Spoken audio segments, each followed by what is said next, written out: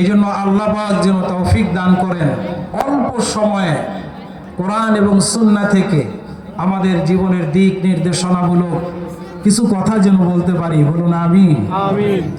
আমরা এমনিতেই এমন একটি সময় অতিক্রম করছি, যে সময়টি হচ্ছে এই পৃথিবীতে মুসলমানদের জন্য সবচাইতে কঠিন পরীক্ষার সময়, ঠিক না? কঠিন একটি সময় যাচ্ছে সারা বিশ্বব্যাপী। আজকে দেখেন সিরিয়ার দিকে সেই দেশের স্বৈরাচার দূর হলো, কিন্তু মুসলমানরা মাইর খাচ্ছে ইহুদিদের দ্বারা।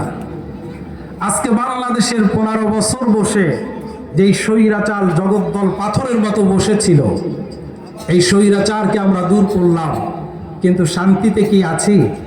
এক মুহূর্তের জন্য আমাদেরকে শান্তিতে থাকতে দিচ্ছে না। ওদিকে ইহুদি, এদিকে রয়েছে আমাদের প্রতিবেশী মুশরিক। এই মুশরিকরা আমাদেরকে চাচ্ছে মুসলমানদেরকে কিভাবে নির্মূল করা যায়, কিভাবে ধ্বংস করা যায়, মুসলমানদের শান্তি কিভাবে শেষ করে দেওয়া যায়। এই ষড়যন্ত্র একটার পর একটা চলে যাচ্ছে। কঠিন অবস্থা পৃথিবীতে। ওদিকে ফিলিস্তিনে আমার মুসলমান আবাল বৃদ্ধ বনিতা ইহুদিরা সমানে শেষ করে দিচ্ছে, জমিন শুদ্ধা শেষ করে দিচ্ছে, বাড়ি ঘরগুলি তছনছ করে দিয়েছে, হাসপাতালের উপরে বোম্বিং করে, শিক্ষা কেন্দ্রের উপরে, স্কুল কলেজ ইউনিভার্সিটি মাদ্রাসা বোম্বিং করে, তাবু টানায়া, খালি আকাশের নিচে এরকম সামিয়ানার মতো তাবি টানায়া এরপরে বাচ্চাগুলি নিয়ে আশ্রয় নিয়েছে। এই তাবুর সামিয়ানার মধ্যেও তারা বোম্বিং করে গোটা মুসলমানকে শেষ করে দিচ্ছে। এইটা হলো মুসলমানদের বর্তমান পৃথিবীর চিত্র। মুসলমান মার খাচ্ছে, কিন্তু মুসলমান তারা তো মার খাওয়ার কথা নয়।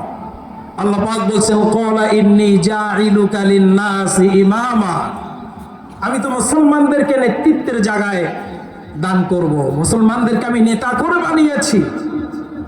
কিন্তু সেই মুসলমান আজকে প্রজা হয়ে, মুসলমান আজকে নিষ্পেষিত কেন? মুসলমান আজকে নিগৃহীত কেন? মুসলমান আজকে মার খাচ্ছে কেন? আজকে মুসলমানের ভাগ্য সবচাইতে দুর্দশাগ্রস্ত কেন?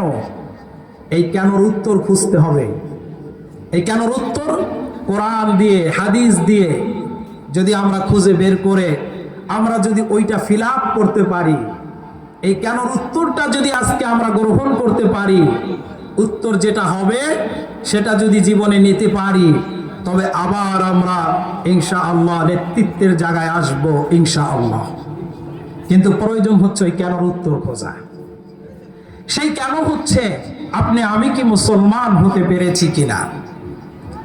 মুসলমান যদি হতে পারতাম তাহলে আমরা নেতৃত্বের জায়গায় থাকতাম, যেহেতু আল্লাহর ঘোষিত কথা। আল্লাহর কথা তো মিথ্যা নয়, নাউজুবিল্লাহি মিন যালিক। আল্লাহর কথাকে মিথ্যা বলেন না, কখনোই নয়। আল্লাহ ওয়াদা খেলাপকারীও নন। আল্লাহ হচ্ছেন ইন্নাল্লাহা লা ইউখলিফুল মিআদ। আল্লাহ কখনো ওয়াদা খেলাপ করেন না। ইন্নাকা লা তুখলিফুল মিআদ, তোমাদের রব নিশ্চয়ই আমরা সাক্ষ্য দিচ্ছি হে আল্লাহ আপনি ওয়াদা খেলাপকারী নন। তাহলে আল্লাহ ওয়াদা খেলাপ করে না। আল্লাহর কথাই সত্য কথা, কওলুহুল হক। আল্লাহর কথাই তো সত্য কথা, আর কার কথা সত্য হতে পারে? আল্লাহ বলছেন ওয়ামান আসদাকু মিনাল্লাহি কিলা, আল্লাহর চাইতে সত্যবাদী আর কে হতে পারে? পারে কি কেউ? পারে না।